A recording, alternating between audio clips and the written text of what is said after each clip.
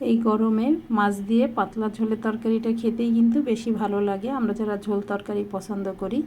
আসসালামু আলাইকুম, আশা করছি আল্লাহর অশেষ রহমতে আপনারা সবাই ভালো আছেন। আলহামদুলিল্লাহ আমরাও ভালো আছি। তো আমি আজকে মিনি মাছ দিয়ে লাউ শাক দিয়ে রান্না করব। আশা করছি ভিডিও জুড়ে আমার সাথেই থাকবেন।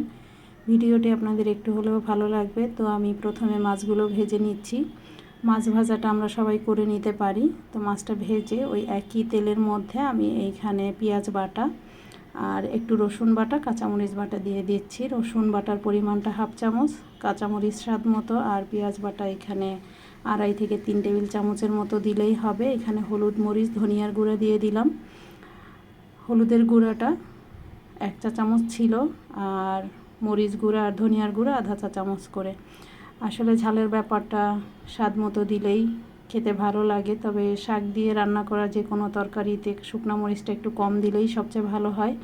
এখানে আমি মশলাগুলো খুব ভালোভাবে ভুনে নিয়েছি, আর শাকগুলো আমি একদম কচিয়ে নিয়েছি, তো সিদ্ধ হতে খুব বেশি সময় লাগবে না।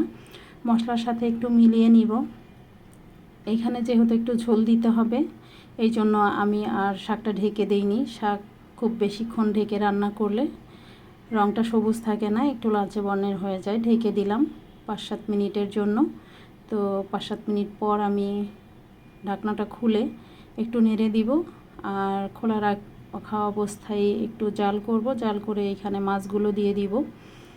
মাছগুলো দিয়ে তারপরে লবণ দেখে নিব। লবণ দেখে মাছটা যাতে খুব ভালোভাবে ঝোলের মধ্যে একটু জাল হতে পারে, প্রায় 4-5 মিনিটের মতো, এই জন্য একটু ঢেকে দিলাম, খুব বেশিক্ষণ না। দেখুন, তো এই পর্যায়ে মনে হচ্ছে আমার কাছে যে ঝোল, তারপরে লবণ, মাছ সিদ্ধ সব কিছু পারফেক্ট আছে। এখন আমি এই খোলা অবস্থায় 1-2 মিনিট জাল করে চুলার আঁচটা বন্ধ করে দিব। আশা করছি আপনাদের কাছে খুব সহজ এবং সাধারণ একটি রেসিপি ভালো লেগেছে। যদি ভালো লাগে তাহলে ভিডিওতে একটি লাইক দিতে পারেন, চ্যানেলটি সাবস্ক্রাইব করে পাশেই থাকতে পারেন। ভুল ত্রুটিগুলো ক্ষমা সুন্দর দৃষ্টিতে দেখবেন।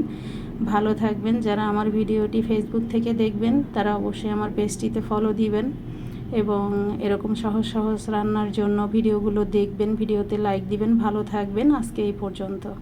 আল্লাহ হাফেজ।